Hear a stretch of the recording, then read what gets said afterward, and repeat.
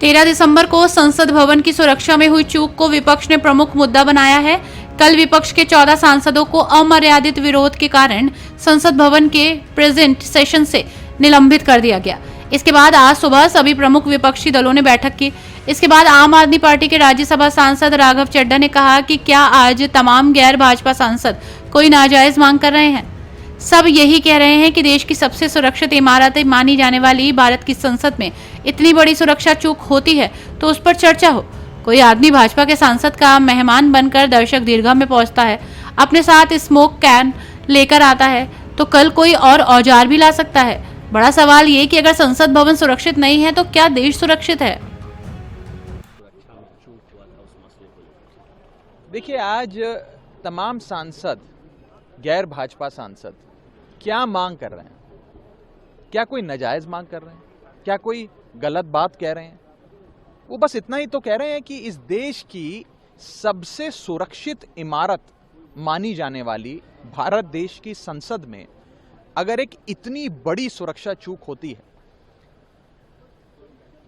तो उस पर चर्चा हो, उस पर जांच एजेंसियां, माननीय गृह मंत्री जी, जो भी लोग सुरक्षा के लिए जिम्मेदारी जिनकी दायित्व बनता है, वो आकर सदन के भीतर अपना बयान दें और पूरे पार्लियामेंट को कॉन्फिडेंस मिले। इसमें कोई नाजायज मांग तो कर नहीं रहे। आप खुद सोचिए कि अगर कोई शख्स आज भाजपा के मेंबर ऑफ पार्लियामेंट के बतौर मेहमान उसके हस्ताक्षर से विजिटर पास बनवाकर दर्शक दीर्घा में पहुंचता है, अपने साथ गैस कैन, स्मोक कैन जैसे पदार्थ लेकर पहुंचता है, तो कल को वो कोई और भी औजार साथ लेकर आ सकता था, कोई पिस्तौल लेकर आ सकता था, पॉइजनस गैस बॉम्ब लेकर आ सकता था, पॉइजनस गैस कैन लेकर आ सकता था, कोई भी वस्तु ला सकता था, कोई अनफॉर्चुनेट इंसिडेंट हो सकता था, किसी को चोट पहुंच सकती थी, जान माल का नुकसान हो सकता था। तो ये सारे पहलू हैं जो एक जांच का विषय है। इस पर जांच हो और पार्लियामेंट को कॉन्फिडेंस में लिया जाए, कम से कम इस पर एक छोटी सी चर्चा हो, ये हम सरकार से मांग कर रहे हैं। मुझे लगता है कि सरकार को ये मांग स्वीकार करनी चाहिए, क्योंकि ये किसी पार्टी विशेष की या दलगत राजनीति की बात नहीं है, ये इस देश की सबसे सुरक्षित इमारत भारतीय संसद की बात है। अगर संसद भवन सुरक्षित नहीं है तो क्या देश सुरक्षित है? ये बड़ा सवाल खड़ा है। लेकिन गृह मंत्री ने तो कहा है कि आप लोग राजनीति कर रहे हैं, विपक्ष के लोग राजनीति कर रहे हैं और संसद की सुरक्षा में चूक हुई है, इसको लेकर स्पीकर ने चिट्ठी लिखी है, गृह मंत्रालय कमेटी बनाई गई है, उसका रिपोर्ट आ जाएगा 15-20 दिनों में। आप क्या चर्चा मांगना राजनीति करना है? क्या इतनी बड़ी सुरक्षा चूक हो गई उससे उस पर सरकार से जवाब मांगना कोई राजनीति करना है? अगर हम सरकार से जवाब नहीं मांगेंगे तो किससे जवाब मांगेंगे? आप मुझे बताइए, मुझे कोई ऐसा शख्स बता दीजिए जिससे जवाब मांगना चाहिए। हम किससे जवाब मांगे?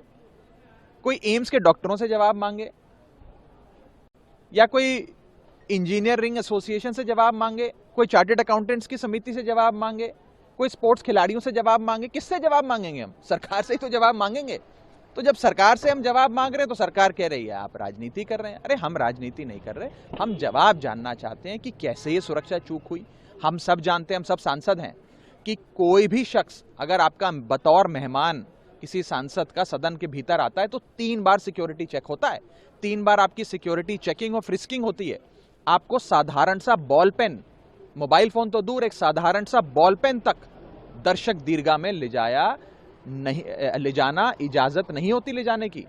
तो कैसे कोई शख्स गैस कैन, स्मोक कैन लेकर पहुंच गया? ये बड़ी गंभीर जांच का विषय है और हम चाहते हैं कि सरकार इस पे एक छोटी सी चर्चा कराए, सारे फ्लोर लीडर्स की बात सामने आए, तमाम नेता अपनी बात रखें, सरकार उस पर जवाब दे, पूरे सदन को कॉन्फिडेंस मिले, देश को कॉन्फिडेंस मिले। और अगर संसद सुरक्षित नहीं है तो देश की जनता ये पूछती है कि क्या देश सुरक्षित है? तो जनता अपने चुने हुए प्रतिनिधियों के माध्यम से जवाब जानना चाहती है, सरकार को जवाब दे देना चाहिए। मेरी तो सलाह ये रहेगी कि आप जवाब दे दीजिए। जवाब देने में कोई ऐसी बड़ी चीज़ नहीं है। जो भी अभी तक जांच हुई है वो जांच सदन के सामने रखिए, लेकिन जैसे जैसे आप चर्चा से भागेंगे लोगों के मन में प्रश्न चिन्ह खड़े होते हैं, सवाल खड़े होते हैं।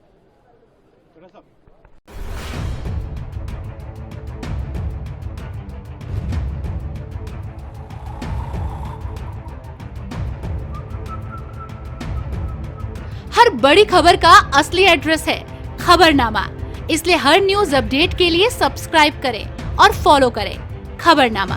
और इस वीडियो के लाइक बटन को प्रेस कर इस वीडियो पर कमेंट के जरिए अपनी राय देना ना भूलें।